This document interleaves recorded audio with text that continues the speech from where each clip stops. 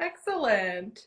Well, welcome everybody. Thank you so much for joining us tonight. I'm Amy Regan from Seesaw Art in Manchester, New Hampshire.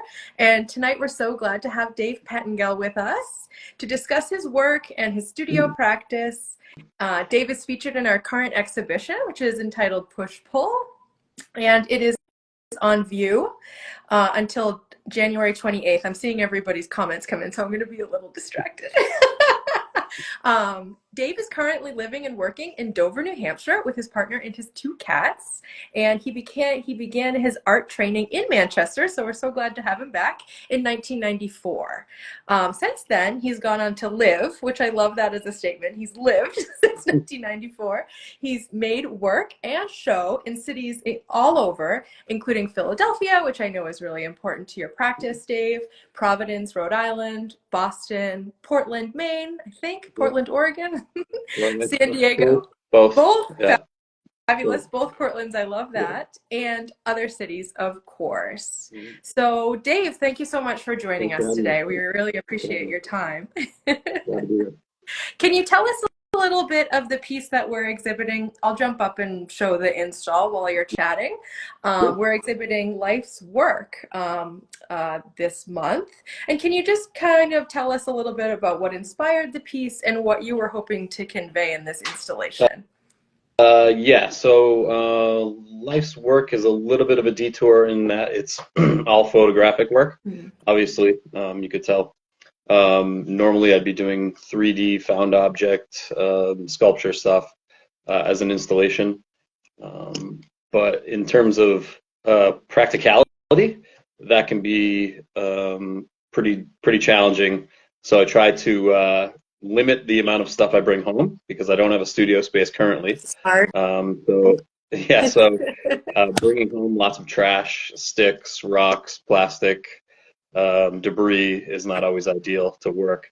So I started taking pictures of it instead, stuff that I would normally want to work with, but because my work is so modular and I kind of switch between modes a lot, the environment I'm able to work in dictates a lot of the work I get to make.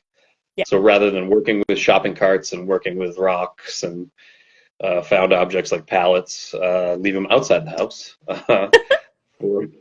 for practical reasons. So this was about using the stuff that I normally use for source material and turning those into just straight images and using the images as objects instead of the objects as objects. So there's a bit of removal from it. It has an anthropological bent to it, obviously. It's dealing a lot with the things that come and go in our daily lives. It has a catalog kind of feel to it. And that has a lot to do with my thinking about kind of consumer culture, late stage capitalism, those kind of ideas that, I read somewhere once that for every one 18-wheeler that you see going down the street full of product, there are 17 18-wheelers that produce that there's that amount of waste that goes into the products that go into that one 18-wheeler. So this is a lot about the stuff the transient stuff that is behind the products that you see and buy that you don't necessarily think about every day. And there's more of that than there is in the shiny object that you see in the catalog or see on your phone that you want and you bring into your house on a daily life. So there's that dual aspect to it, what it is I'm bringing into my house in terms of the stuff I'm working with, which is waste material, which goes into all of the things that we bring into our house anyway. So there's kind of that fun juxtaposition that I usually like to play with in all my works, no matter what they're talking about. But there's usually a dual aspect in that respect. So that was a lot about this. Certainly, the clothes signs, in terms of, the way we shop, where we shop, what's popular, what's not, and the remnants of stuff that's left behind, or, it has long-lasting ramifications other than the satisfaction of just an object that you bring to your house for utilitarian purposes or for enjoyment or whatever the case may be, a gift or whatnot. Hmm. So I really feel that too, just as far as like we all know what it's like to be behind the scenes as artists or curators or, just producers of things in general. There's a lot that we have behind that we don't show. And I yeah, think it's really interesting to bring that to the forefront and to say, like, this is it's not all really pretty, and yeah, I think that like one of my favorite pieces is this piece of installation behind me that's sort of hovering, and yeah, all of the images that you took, you've manipulated a little bit, you've taken the background out, you've added this gorgeous pastel in the background. But I think that with each piece, people have different ideas on them and sort of what comes to mind when viewing that. I see that yeah, piece of installation. My father's in yeah, construction. So I think of his life with that. I also think of like staying warm and how we don't see that, but it's such an important part. And I can't believe that about the 17 tractor yeah. trailer trucks. And That's and insane. don't quote me on That that. I mean, drives me like, nuts. I absorb a lot of information, but I'm not good at source citing. So, but yeah, I don't have a hard time believing that that's the case. A lot of this stuff, just going back to that idea of duality, a lot of the stuff that I deal with are byproducts or leftover, kind of they're either byproducts leading up to construction or up to something, or they're throwaway pieces, extra pieces, trash, that kind of thing. For me, art is always a byproduct. It's never the art of what I do is is really oriented around figuring out a bunch of different stuff. I'm interested in anthropology, biology, economy, politics, those kind of things, and art is a way of tying all of those things together, and it's the byproduct of the research or the reading or the my daily life. So these, in a way, represent a lot of byproduct. Yeah. They're really about things that you don't see that add up to a final product, or they're the remnants of a final product that's moved on or no longer available. So Definitely. Yeah. And I just love that like perfect highlight of them. It's often things that people are trying to hide. yeah, And I just love that it's brought to the forefront. It is presented in a really beautiful way, but then also in a really thoughtful way, right? yeah, Because I was like, all right, I'll show the $10,000 piece, but like I'd rather show things that are approachable for sale. As a yeah, commercial gallery, I tell all my artists that. yeah, But then also you're thinking about space, and I've been chatting a lot with artists about this idea of they're excited, they make the piece, but then what happens to the piece in the future, right? yeah, Like, am I going to do the exhibit? I'm very grateful to have it up for 15 days or whatever it ends up being, and then it comes back to their home, right? right, So you're thinking about probably I'm going to have to yeah, store these, or what am I going to have to do with them after? And it's easy to sort of get like swept up and say it doesn't matter. I had my senior thesis under my yeah, bed for yeah, probably 10 years. And, yeah, that's a lot of my work at the Rochester Museum of Fine Arts is we have a lot of senior thesis projects there because they have to yeah, live. And I yeah, think that that's a really smart way to think about it too. And that sort of shows your experience. I do feel that if you had, I mean, one of my least favorite questions is like, what would you do if you won the lottery? Because it's like probably not going to happen. But yeah. at the same point, like if you Cool. had Thanks for the unlimited, encouragement. if you had unlimited and I had unlimited, these Yeah, would be the real objects, yeah, right? Like yeah, you would much prefer to work with that real object yeah, and like take the sign down or take yeah, the vent down or yeah. dig up that nameless Yeah. gravestone. I mean, Definitely. Yeah, that's really yeah, it's funny because I have that conversation sometimes. Like, what would you do? Like, if I didn't have to work, I would never run out of things to do because I have such a back catalog of ideas and like stuff I need to get to or stuff I'd want to do. You know, taking 3 or 4 months to perfect a proposal is not something, that I would love to do that. I would love to have that time. I would love to, the money. I would not, I'd go on vacation, of course, or, buy a nice place to live. But really what I'd do is like use that time, use that money to, uh, you know, follow these ideas, follow these threads and make them into huge, pieces that, when on the landscape or in a giant gallery would speak to that, yeah. that kind of thing. I So can definitely see a Dave Pettengill landscape, you know, just like out in the salt flat somewhere, and then you sort of arrive to it. Have you gone to Burning Man's? no, No, no, okay. no. I feel like maybe that would be a good like spot for it, Yeah, or like whatever, like the lower yeah. Burning Man. What, I've never been what is it? myself, I don't like want I to find out totally what heard that is. that's I don't want to find out what the lower level of Burning Man.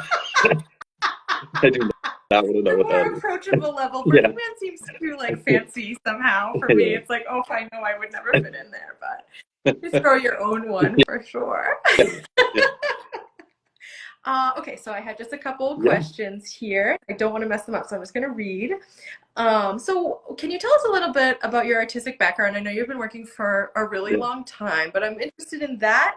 And then if you can tell us a little bit about your process as well. Yeah. So, like you said, I started taking classes in 1994, 1995 in Manchester.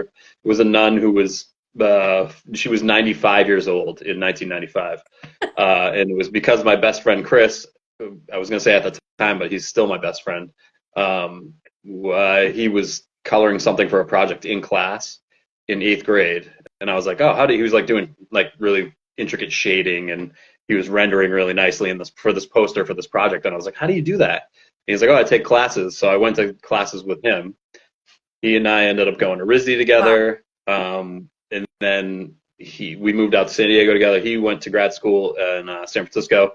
He's since been in the Venice Biennial, and shown. He's done a residency at the Getty in Wow. LA. He shows regularly at SF MoMA, but he was the guy that got me into it. We went to RISD. I was in illustration at RISD. I think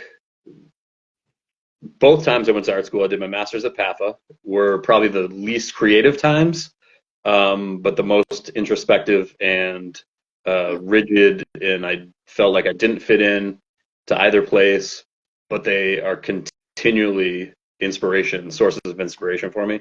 The stuff I learned at both places is invaluable. My major at RISD was illustration, and Mm-hmm. that's kind of the one thing I took away from that is telling the story of the story. So there's a poetic nature involved in the visual aspect of relaying information, relaying visual information about a text that I Mm. hold really close to my work. When I'm producing stuff, it's never in a straight line, it's never linear, it's not super narrative, it's closer to poetic. And I think that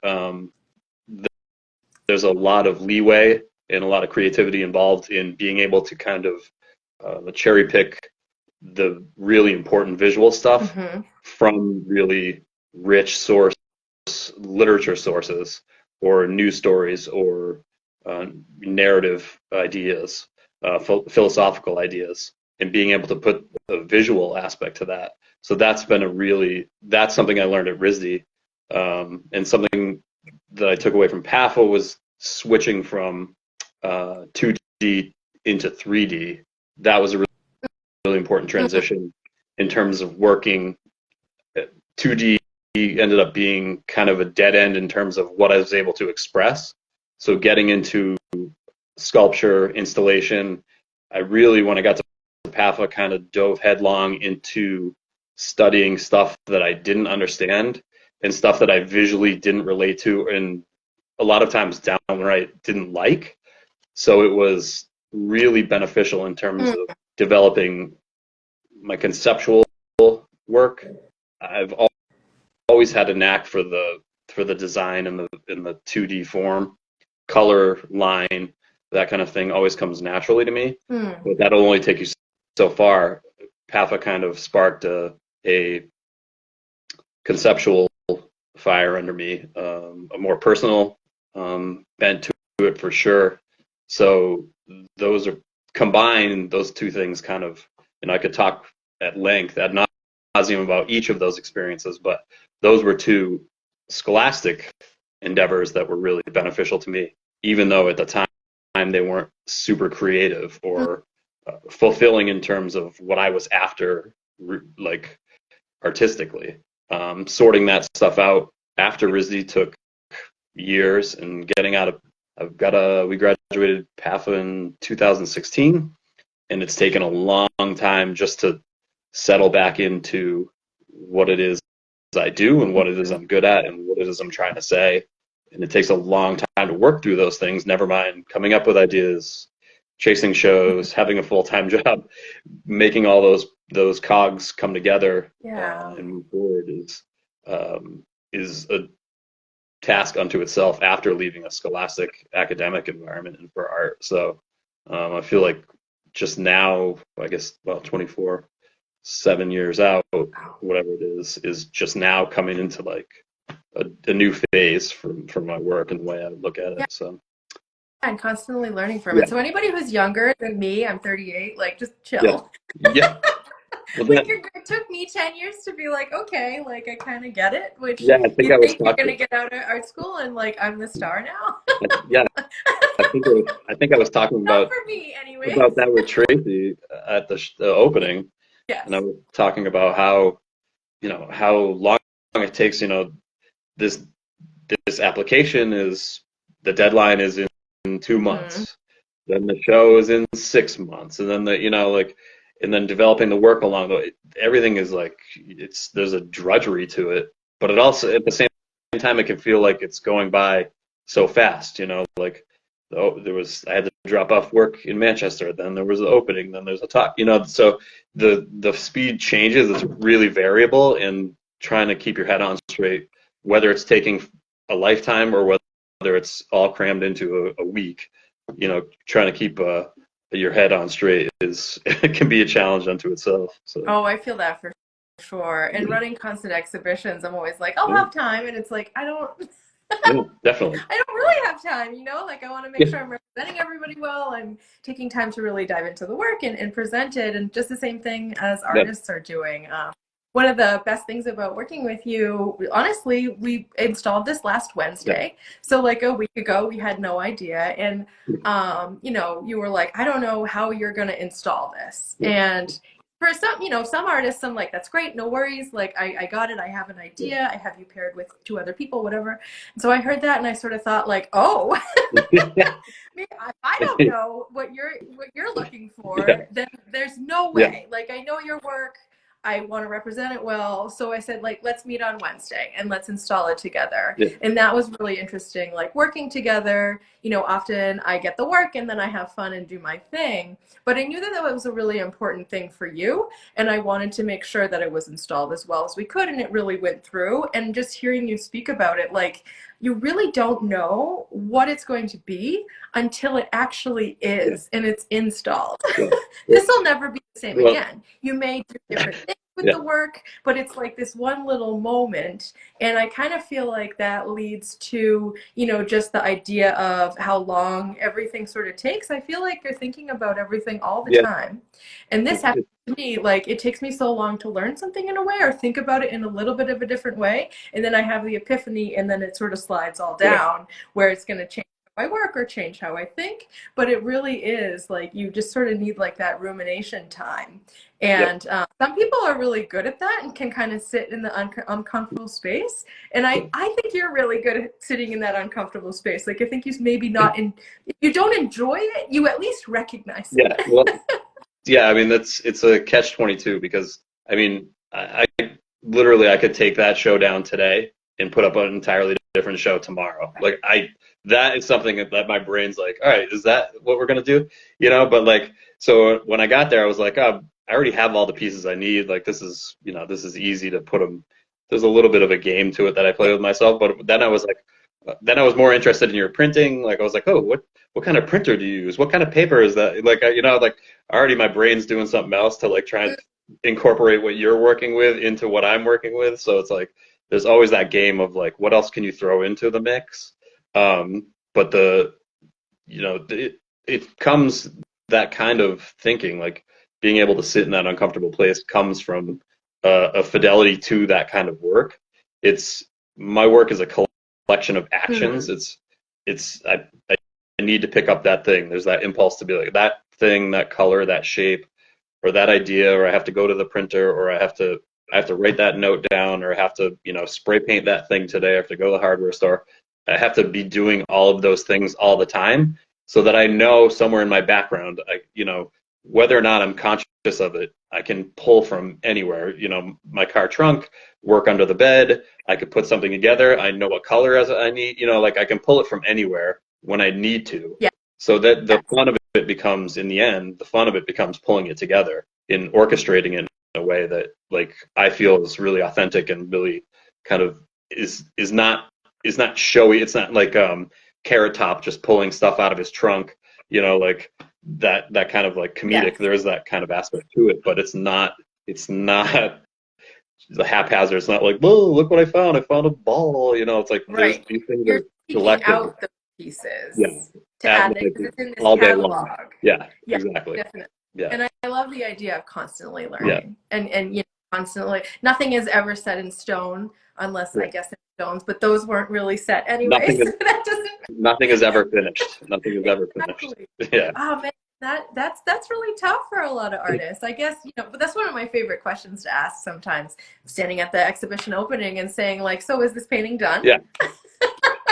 Most of the time it's no, which Yeah. I think is really Well, we interesting. we talked about that too. It's like, like if there are no right answers in art, which is kind of a free for all. I know when I think it's right or right enough that I'm comfortable with it, but there's no. By the time I'm putting a piece on the wall, I'm already starting like 10 things down the road. So it's Yes. it's always, this wave crashes and there's another one coming.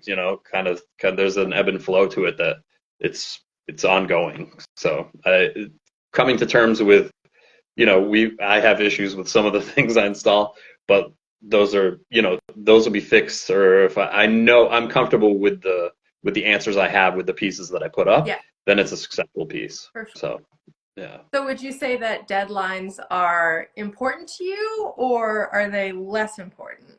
They sort yeah, of they spur everything in a way, right? Like if they you have do. And something up. I mean, without deadlines, without kind of a goal, you would just everything would just float away in the space. It would Yeah. all it would all just I would become a hoarder. It would just so it'd be like, okay, this has to go on the Deadlines. wall. That's why it's here. Like, so um, but yeah, I mean, there's a pressure to it to Yes. get stuff in, and if you hit those are, it's like playing notes in a song or something. They're, hitting you know the clock's running out for the last shot in a basketball game. There are moments when time matters. Mm-hmm. So it's not always at the forefront, but if there are certain steps along the way that I have to hit, that I do or Mm-hmm. don't, that'll dictate what I do moving forward, for For sure. sure. I can see you having a studio space that has like the private studio space, but then also like a Yeah. storefront. So if you like Yeah. constantly had the storefront to like think about, it would always, every day it would be completely different. Yeah. And you would be inviting, and I think that that would That's be a actually really great venue. funny. My friend Erica ran a space. There was a store. It was like a wine shop, Yes. and in the front they just had a space that was a rotating storefront space, and that was actually one of the funner installations I've ever done. I don't know. And I actually read somewhere that Rauschenberg used to do storefront work. Him Oh, and wow.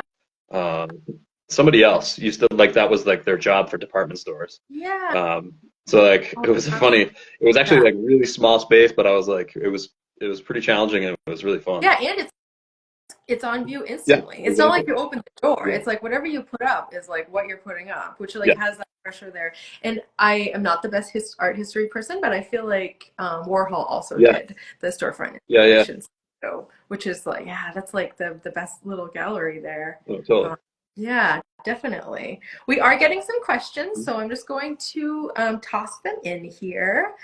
Um, let's see. So, Abby says that you have always been before your time.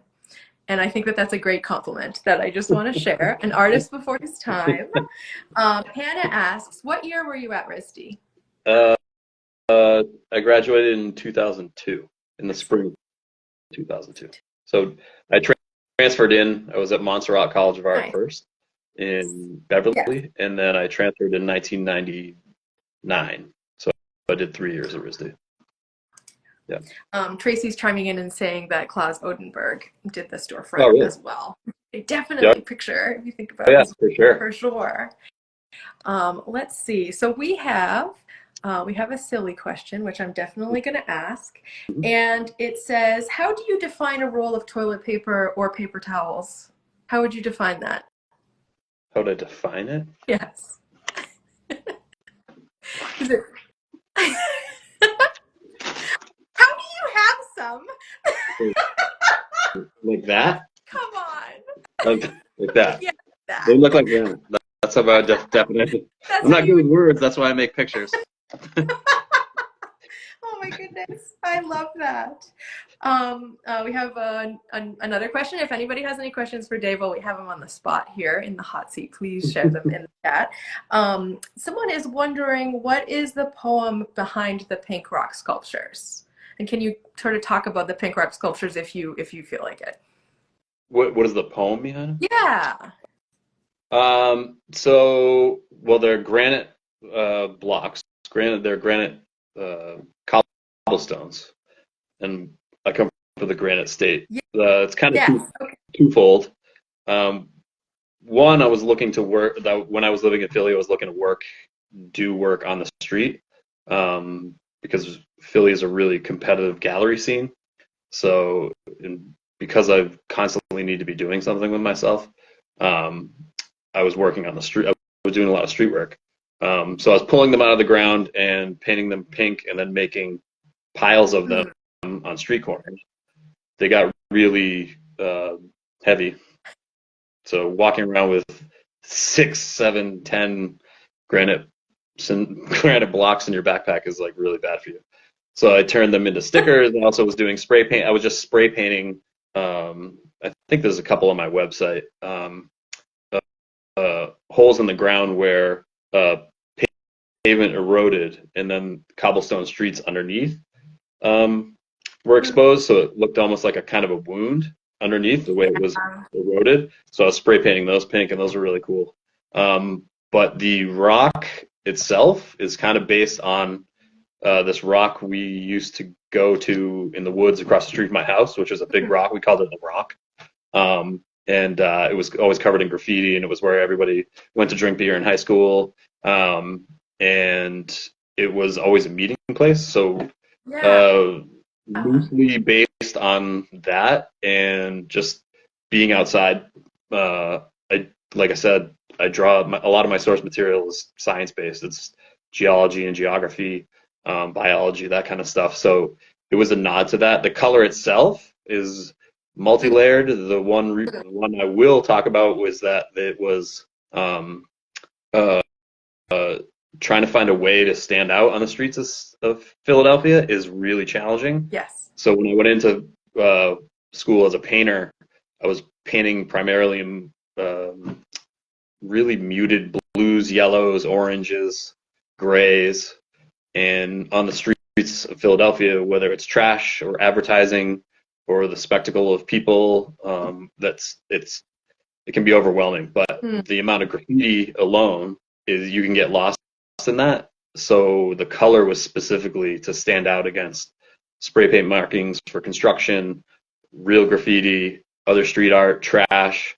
whatever was happening on the street. To try and stand out, that color was pretty prominent. It was really strong, and it was an important color choice for a lot of my work. So Yeah, definitely. I love neon. yeah, Like any artist puts neon in any work, and I am like right yeah, there for sure.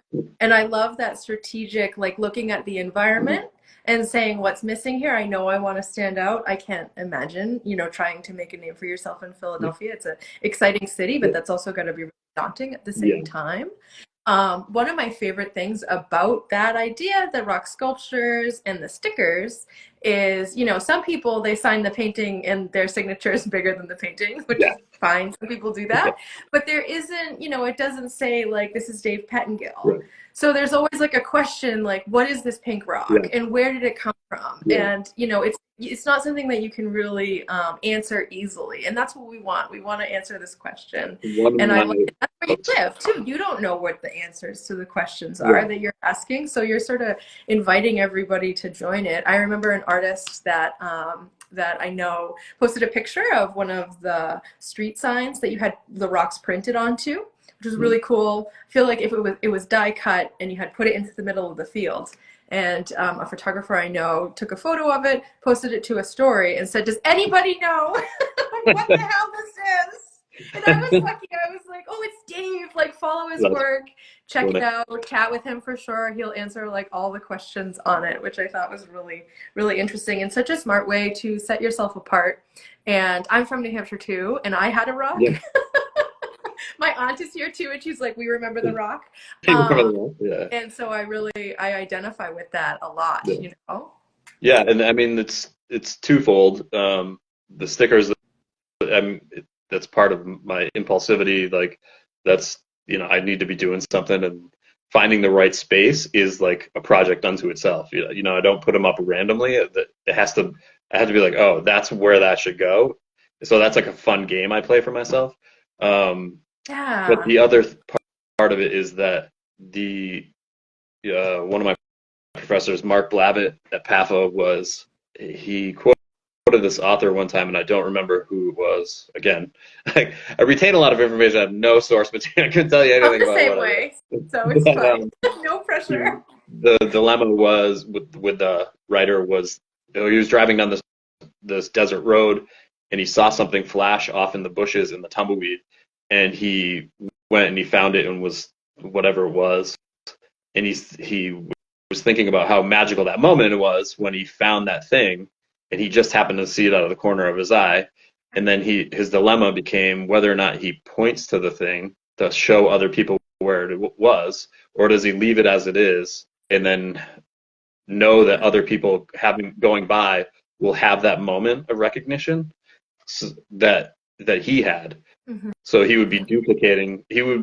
By doing nothing, he would be duplicating the experience for somebody else. Whereas if he had, put a sign that was like, "Oh, come look over here," that would be a different feeling altogether, and people would be like, "Oh, that's cool. I see that."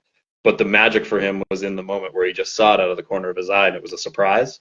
So the rocks are a little bit about that in that vein for me. So Definitely. And by not pointing out, you're also like there could be a community there if it was like, here's the thing. yeah, Excuse my text. But if you do point it out, other people are going to join in and make that community. If you yeah, don't point it out, then you miss out on that community, right. but you also let people in on that same experience that you're letting into. So Yeah, that's like a really interesting sort of way to think about both of those yeah. ideas. I love that. Definitely. We're going a little later than we had planned on. I just want to make sure that's cool with you and you Yeah, don't yeah, have like a, yeah, something. Okay, good. Because this is great because we have lots of questions. So we're very, very thankful for everybody for spending some time with myself and Dave. And so Hannah is asking, how do you edit out the environment of the object? And I want to add to that and say both a process wise, like very like how do you get, take out the background literally, but then also like when you see something that you're interested in, how do you start to begin to see it without the environment that it's in? So in terms of a physical process or digital process, I just use a really chintzy app that I'm not going to promote here, but I use the free version of it. I'm super lo-fi, and I don't like to fuss with stuff, even if I'm doing something that's fussy. Like a lot of pieces that I do are sewn. Yeah. I've never taken any sewing classes. Like I sew them together, and it doesn't look right, and it's wrong, and some parts are loose, and I'm okay with that. So I don't like to fuss with stuff. So this is like a very easy way for me to just get to the heart Mhm. of the object. In terms of seeing them without that's like something I just do.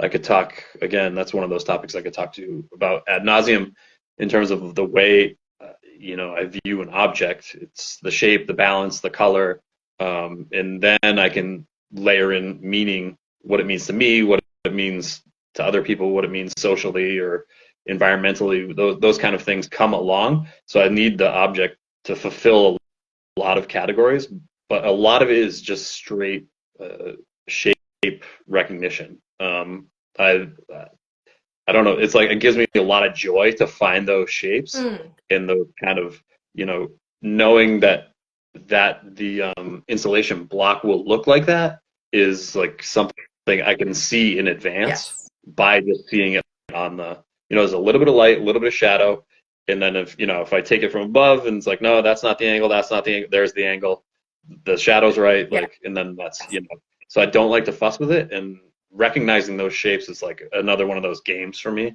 Like, keep looking at the one behind you behind your right shoulder. I'll just get Yeah, it out of the way. yeah. I almost pointed to it like, can I touch it? No. um, Here. but yeah, like yeah, like the shape of the shopping carts. Yes, I love Like that. that's literally just my phone. Like I just saw that. I didn't do anything to it, so that's what it looks like in real Yeah. life. Yes.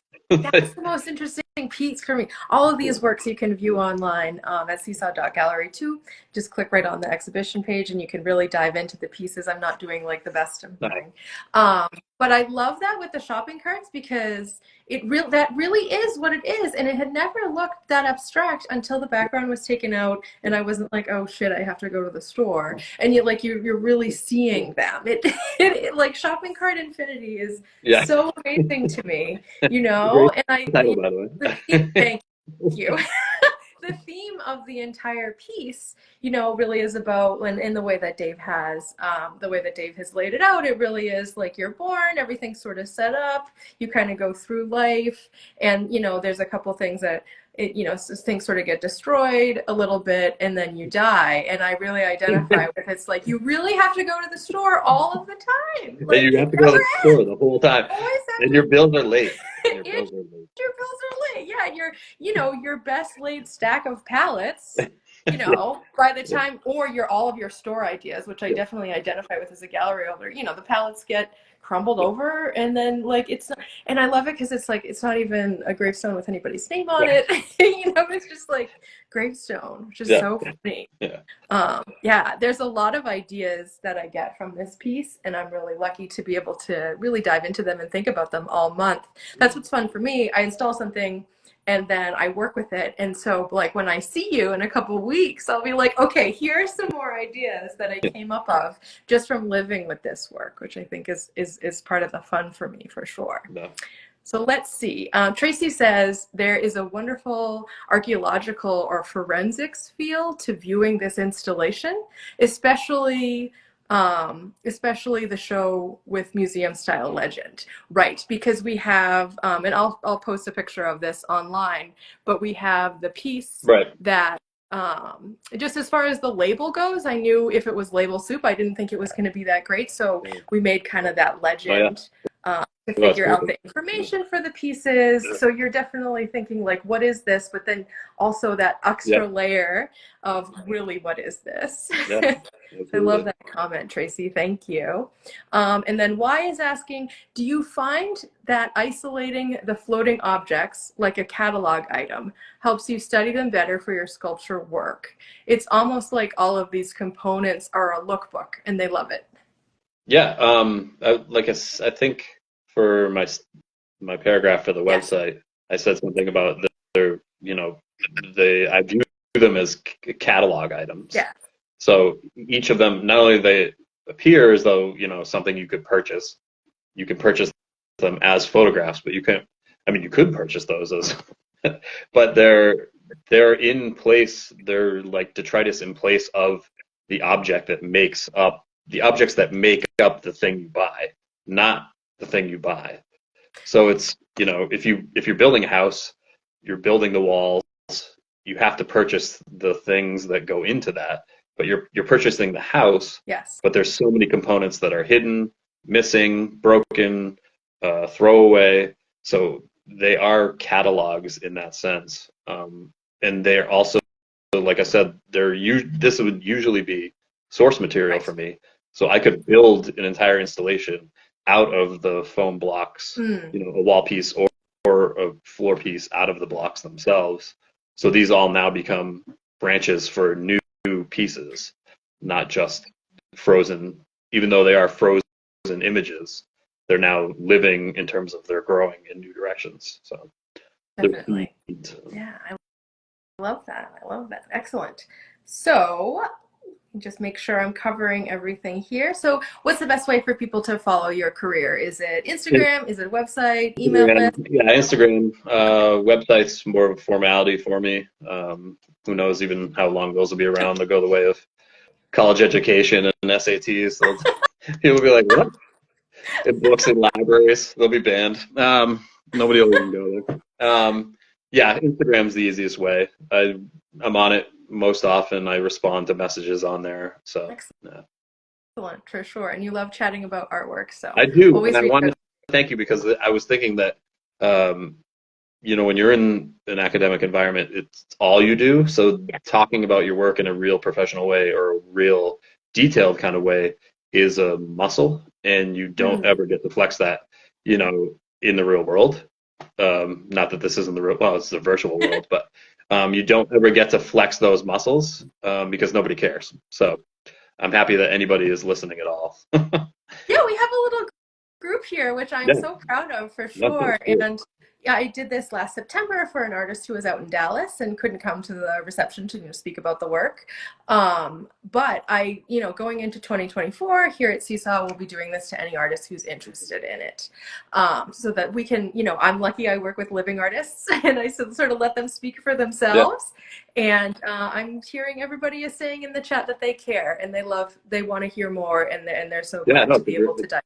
yeah, definitely keep it up. It's a great format. Yeah, Well, thank you. Definitely. Well, thank you everybody for joining us today. I had the best time yeah, thank for you. a Monday. You can visit, let me see here. Where's my note? Excellent. So Dave's work is on view currently in an exhibition entitled Push Pull. That will be on view until January 28th. And then you can visit Seesaw Gallery and check out the exhibition online. I photographed everything. You can check it all out there as well. These are really, really approachable prices. So I encourage anybody who would like an original Dave Pettengill for, I think the cheapest one is $25, which is Yeah, very yeah. generous. And we did sell one tonight, so I want to say thank you to that Thumbs buyer. up to So whoever that is. really approachable. I have a whole print bin of ones that didn't make it into the installation as well, and I love having a print bin. So please check those out online if you're interested. And then also if you want to come by, see me, chat, and see the exhibition in person, you can check that out at seesaw.gallery/visit. And there's also an appointment booking app there too if you want to come by. I love to come down and hang out at the gallery, so please don't be shy. Excellent. Any sort of final closing thoughts, Dave? No. That was good. That's the I've got, unprompted question I ask everybody. I've got nothing. It's never Excellent. finished. Nothing's finished. Nothing is finished. I love that. Yeah, definitely. The carts hasn't sold if anybody is interested in Yeah. the shopping carts. And I can picture that. Like, that, I just love that piece so much. Just so everybody knows, I wait until the end of the exhibition before I buy anything because it's way better to get it into a collector's hands. So I'm not getting anything. I will, but I'm not sure. It depends on what sells. I love it. Awesome. Thank Thank you you so much, so everyone. much, This is Amy. Thank you for fun. everybody for joining. Excellent. Appreciate it. Everyone have a good Good night. night. Thank you.